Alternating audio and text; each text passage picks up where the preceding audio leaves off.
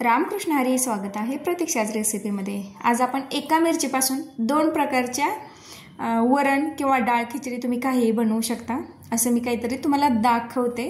तुम्ही नक्की पूर्ण व्हिडिओ बघा। इथे मी जी आपली मुगाची डाळ असते ती व्यवस्थित अशी शिजवून घेतलेली आहे। त्यामध्येच बघा मी शिजवताना हळद आणि मीठ टाकून घेते, त्याच्यामुळे डाळ बघा पिवळी अशी झालेली आहे। आता इथे मी गोल आकाराच्या मिरच्या घेतलेल्या आहेत बघा। त्या जास्त अशा तिखटही नसतात आणि फार अशा कमी तिखटही असं नसतात। आपल्याला जेवढं तिखट हवं आहे ना त्या प्रमाणात त्या तिखट असतात। आता वरण करण्यासाठी मी लसूण, जिरे, मोहरी आणि कांदा टाकून ते व्यवस्थित असं भाजून घेतलं आणि नंतर त्यामध्ये 4 मिरच्या मी टाकून घेतलेल्या आहेत। ही मिरची बघा अगदी तुम्हाला छोट्याशा किराणा दुकानात देखील मिळतात, तसेच डीमार्ट मध्ये, बिग बाजार असेल अशा ठिकाणी तर बघा तुम्हाला नक्कीच त्या सहजासहजी मिळून जातात। आता मी ती फोडणी जी आहे ती व्यवस्थित अशी भाजून घेतली, त्यामध्येच मिरच्या देखील व्यवस्थित अशा भाजल्या। नंतर त्यामध्ये जी आपण वरण करण्यासाठी डाळ शिजवून घेतलेली होती ती टाकून घेतली। आता ते व्यवस्थित असं हलवून घ्यायचं। डाळ बघा अगदी दाटसर अशी झालेली आहे, अगदी घट्ट झाली, म्हणून त्यामध्ये थोडंसं पाणी टाकलं आणि ते नंतर व्यवस्थित असं मी एक 4 ते 5 मिनिट शिजवून घेणार आहे, जेणेकरून ती मिरची जी आहे ती देखील मस्त अशी शिजली जाते आणि सॉफ्ट होते।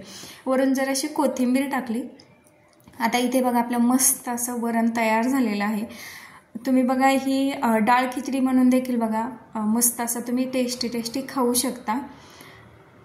इथे दिसायलाही सुरेख आहे आणि चवीला देखील खूप छान लागतं। एका प्लेटमध्ये मी तुम्हाला काढून दाखवते। इथे बघा मिरची देखील मी त्यामध्ये घेतलेली आहे सोबत। आता ही मिरची तुम्हाला तिखट कशी करायची, तुम्ही जर असंच वरण खाल्लं ना तर ते बघा फिक्कं लागेल, म्हणजे बिलकुलही तिखट लागणार नाही मिरची टाकली असली तरी देखील।